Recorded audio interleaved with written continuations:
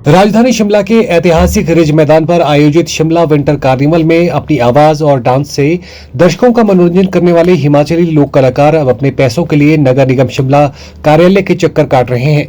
1 महीने के बाद भी इन्हें पैसा जारी नहीं हो पाया है। उधर नगर निगम महापौर सुरेंद्र चौहान का कहना है कि पैसों की कोई कमी नहीं है, ये पैसा ट्रेजरी से जारी होना है। जैसे ही पैसा मिलेगा उसे कलाकारों में बांट दिया जाएगा। वहीं शिमला में मीडिया से बात करते हुए महापौर सुरेंद्र चौहान ने कहा कि नगर निगम का बजट राज्य सरकार के बजट के बाद पेश किया जाएगा, जिससे विकास कार्यों को गति मिलेगी। उन्होंने कहा कि नगर निगम के बजट में जनता के सुझावों पर भी विचार किया जा रहा है।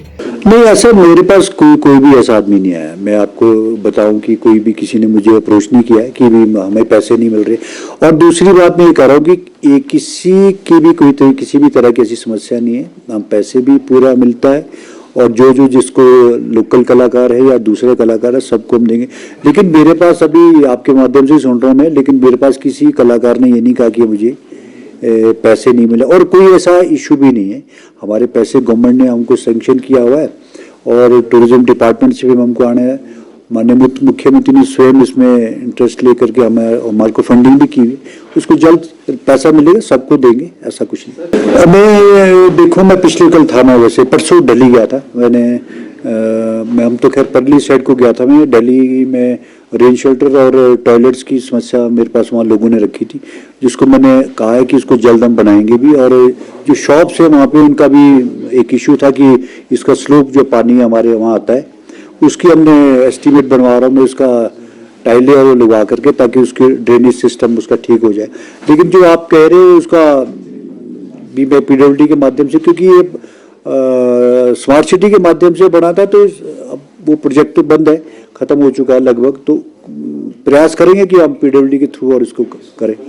देखिए, बजट में आपको बहुत सारी चीज़ें इस पर ही देखने को मिलेगी। और मैं समझता हूँ कि पिछले साल से जो हमारा टारगेट था, चाहे वो हमारा सोर्स ऑफ इनकम बढ़ाने की इशू था, चाहे हमारा ब्यूटिफिकेशन को था, और दूसरे हमारे जो पार्किंग के इश्यूज थे, उसको हमने एड्रेस, उस टारगेट को हमने अचीव किया है।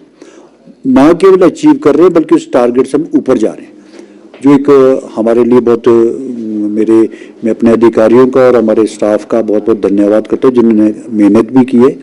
चाहे वो टैक्स का इशू है, चाहे आपका हमारा एपी ब्रांच का है, बीएनडीआर का है, पार्किंग से लेकर समस्या है, हमने उन टारगेट से हम ऊपर अचीव कर रहे हैं।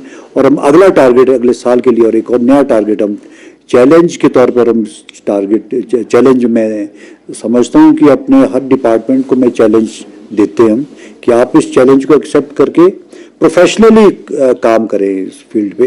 तो उसमें हम कामयाबी हासिल कर रहे हैं।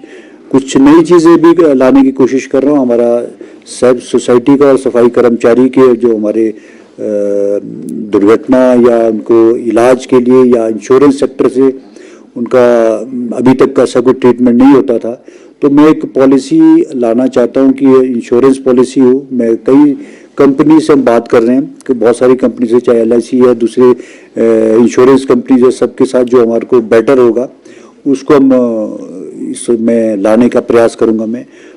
इसमें बजट में भी, और पहले मैं अपने चर्चा हम हाउस में करेंगे, उसके बाद हम उसको लाने का प्रयास करेंगे। और प्ले ग्राउंड्स है, बहुत सारी चीज़ें हैं।